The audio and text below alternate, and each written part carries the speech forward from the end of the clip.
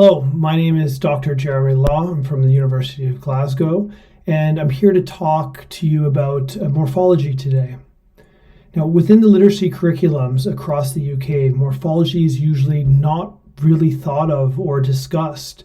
As kind of one of the major reasons for this is that teachers tend to lack any type of explicit knowledge and understanding of the morphological structures and principles that make the English language what it is. Most of us, when we think of language and language instruction, we think of phonics or phonological awareness, so the individual sound structures of our language. The thing is, English isn't a purely phonetic language that you would see within, say, Spanish or Serbio-Croatian. It's a morphophonetic language is probably a better way of describing our language. So some of the inconsistencies we see within our language is due to the fact that we preserve some of the morphological information and the morphemes of some of the base words, and which makes spelling really complex for a lot of kids. And so a lot of the weirdness we talk about or the tricky words usually can be explained due to morphology. Now, if this is the first time you're hearing of morphology, don't worry. You already have a great deal of implicit knowledge about this topic. You know that prefixes, suffixes, and bases you know what these are already. However, you might be lacking the level of knowledge to be able to teach morphological decomposition and production strategies, or don't understand why or when to teach morphology to your class. So don't worry. This video should help you with this explicit knowledge, and later on in the SWAY documents that's kind of embedded within this kind of quick course, you'll start to understand how to actually apply this in your classroom. I'll offer you different links, resources, and some examples of things you can do in your class. So morphology is very important, because morphology has been shown to be a significant predictor of vocabulary acquisition, decoding, and reading comprehension. Research has demonstrated that phonological awareness is a fundamental skill linked to reading, in reading success in early years, but around the age of 8, predictive longitudinal models, so that's where for us as researchers we look at the growth of reading over time. Around age 8, phonological awareness skills don't really predict a lot of reading comprehension growth in children. So what happens is that it starts to diminish in its ability to predict later reading achievement, while on the other hand, morphological awareness starts to increase in its ability to predict later reading achievement in children. We can see this shift to a greater reliance typically around the age of 8 in typical English-speaking readers. We know from predictive models that it will predict reading comprehension growth and also attainment in later ages, along with vocabulary growth as well. And there is some models showing decoding and spelling is also influenced by this skill set. So I'm not taking away from teaching phonics or teaching phonological skills. That's not what this is about. But this is an extra kind of tool in the arsenal to kind of help support children learn to read. It's the forgotten skill that we're not actually teaching our children. It is for this reason I feel it's important for teachers to increase their explicit knowledge of morphology and to think of ways to explicitly teach morphological decomposition, so breaking the word up into its morphemes, in different strategies within the classroom. So implicitly, if I asked you, what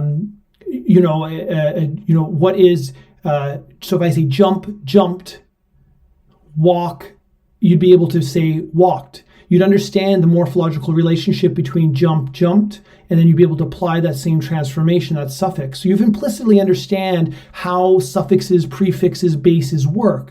But a lot of times teachers require that explicit knowledge, really the understanding of these things to be able to teach them best to students. So that's what we're going to try to cover a bit in this video.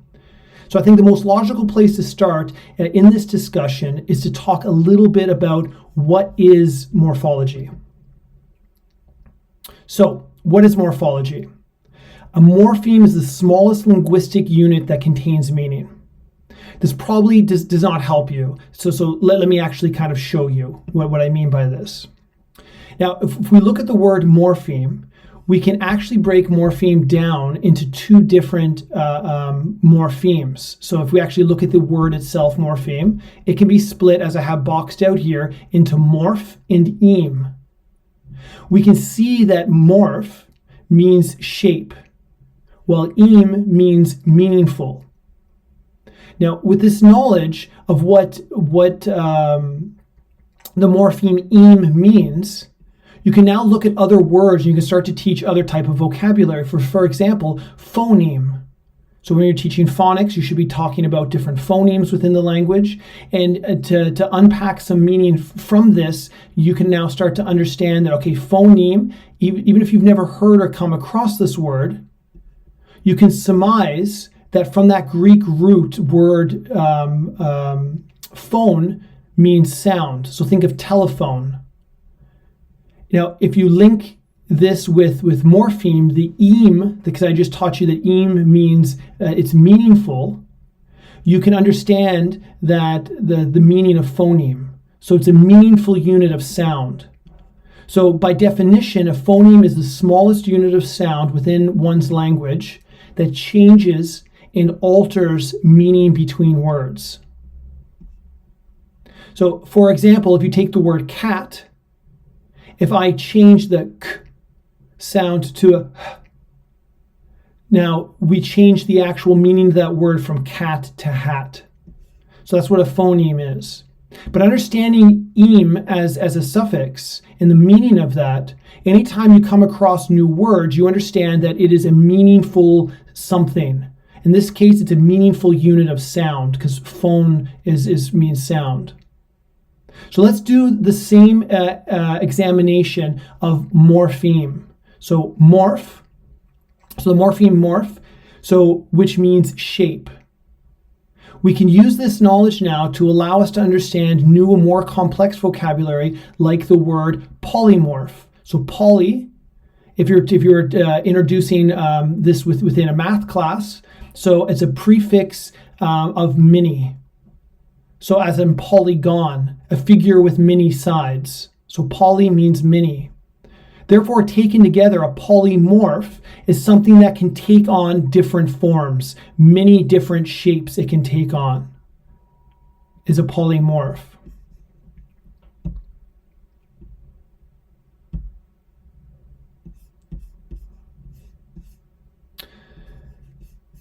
So what are morphemes? So as I mentioned, they're the smallest linguistic unit that carries meaning, and they each have orthographic, semantic, syntactic, and phonological information associated with them.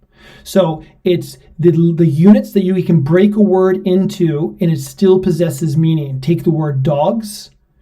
The S denotes that it's a plural, it's more than one, it still has meaning. Dog is the DOG. You can't break that down anymore for it still to possess meaning. It also has orthographic, semantic, and syntactic and phonological information. There's a lot more information to these morphemes than just the sound, and we'll talk about that later. But first, let's talk a little bit more about what morphemes are, because they can be either considered as bound or free morphemes.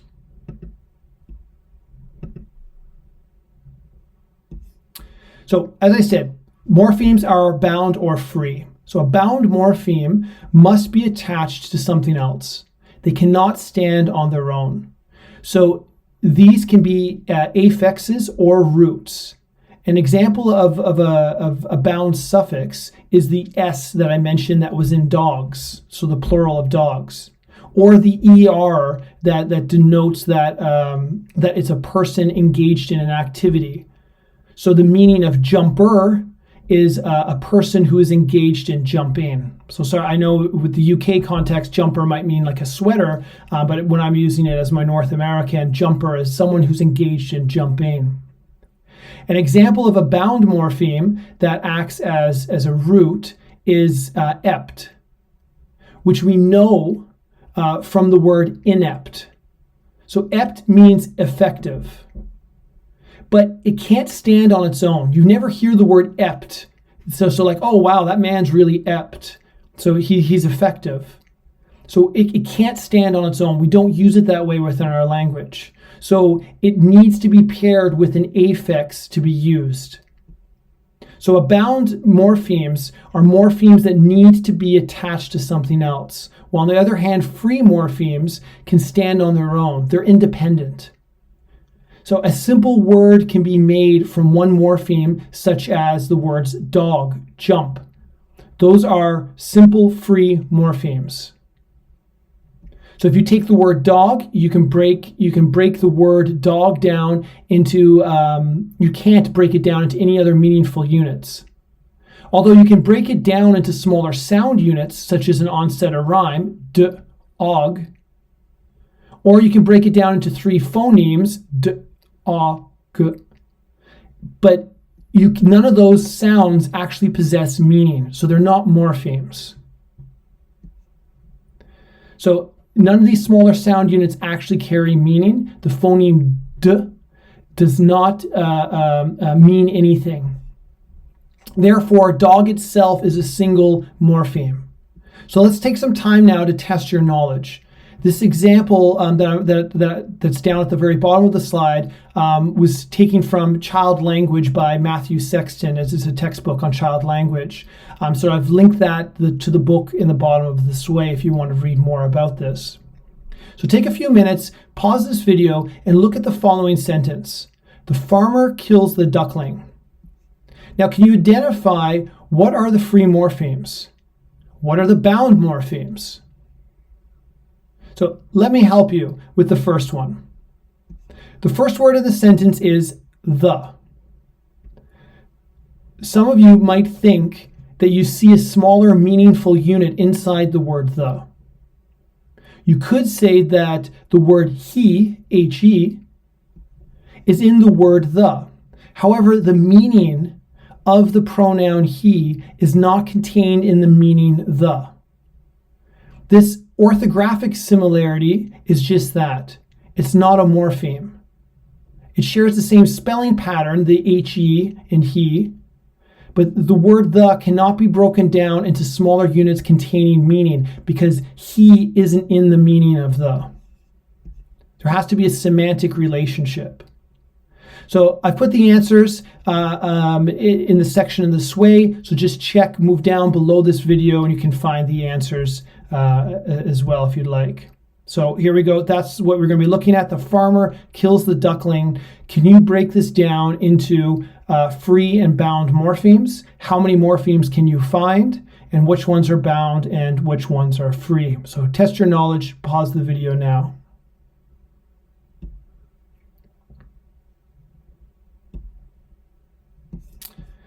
So now that you've had a chance to kind of explore that, check your knowledge below the video and see if you got that right. Let's look at bound affixes more closely. So bound morphemes are like little language Lego blocks is kind of the analogy I like to use. These little language Lego blocks can be stuck to the front end of a word. When the affix goes on the front of the base, we call it a prefix. So like the prefix pre, un, or de. Now, while the affixes we stick to the end of the words, we call these suffixes, such as ing, or the s, which denotes a plural. These affixes can be divided into 2 types, as demonstrated here on the slide. So these are derived or inflection affixes. They produce derivations and inflections. So I'll explain the difference between derivations and inflections in the next few slides.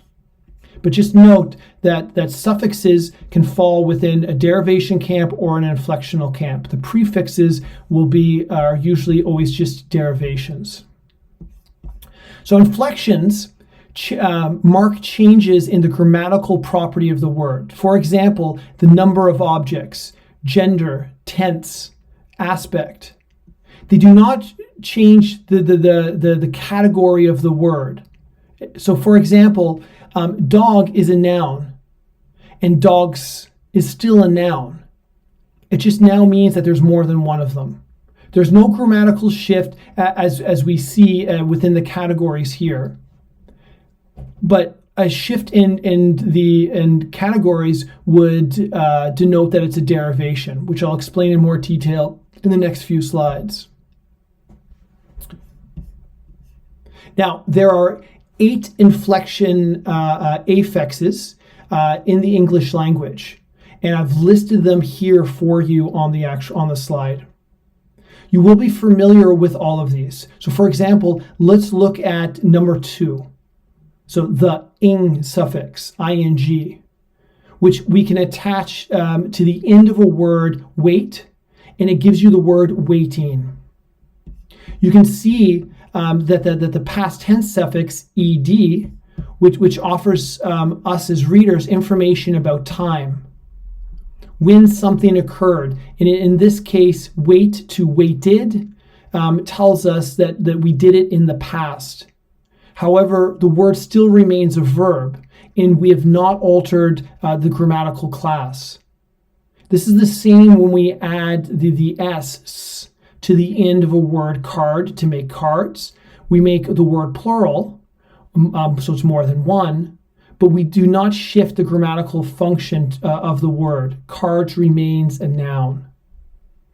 We know from abundance of research examining morphological awareness development in children that children prior to reading have a good grasp of inflectional morphology from their oral language. They extract an understanding and representation of these types of morphological units just through oral language, discussing, talking with their parents. So they extract and build these representations through engagement with speech and oral language all around them. As a result, early years of a child's education is the best to start with the teaching of inflections. They're coming preloaded. They know this stuff. It's just they haven't been explicitly taught it and represented in orthographic form, so in written form. So I'll link to some research below in this way that has demonstrated younger children's inflectional morphological awareness prior to reading instruction. So if you have any doubt about, should I be teaching this? Let's just keep focusing on the phonics and sounding out words. Well, there's an argument to be made that maybe you should be starting with the inflectional units, and because the children are already aware of these.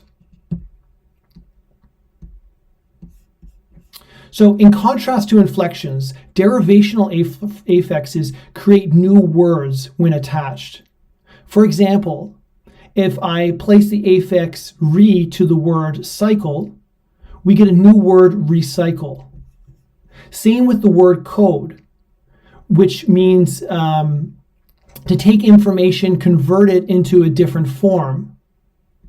So the meaning of decode is reversing this process. You're extracting meaning or removing the conversion that was originally applied. Derivations also result in grammatical class shifts. So look at the word vandal, which is a noun. But by adding the suffix "ize," I-Z-E, turns into a verb. So the lexical category is shifted. So let's look at these shifts more closely. You can function, so in the function can change in a few different ways. So I have alluded and mentioned to a few of these kind of shifts already, but this table helps explain it in a little bit better and with some examples. We can apply a prefix to change meaning, as in the change from happy to unhappy. Although they're similar, they are emotions. The meaning is very different. And the grammatical function can as well, so it can also shift. And I have 3 examples of this where they occur. So it could be a shift from a noun to a verb, a noun to an adjective to an adverb. These are just a few examples of the possible shifts. Other shifts can occur. So remember, these are not the only ones. So for example, you can shift, so a verb can shift to a noun. Drive can become driver, which is a noun, by adding the er suffix to it. Or an adjective to a noun, like crazy to craziness. Here I'd like for you to test your knowledge. I will provide answers to this later in the sway, but for now, pause the video and try to figure out if the attached affixes change the meaning or class of the word. Now, I'll help you with the last one, the word cheerful.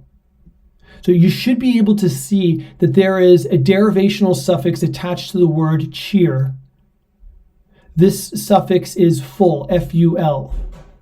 The addition of this suffix marks a shift from cheer, a verb, to cheerful, an adjective. Now pause the video and try your hand at this, and then the answers are later down in the sway document, so you can find them as well.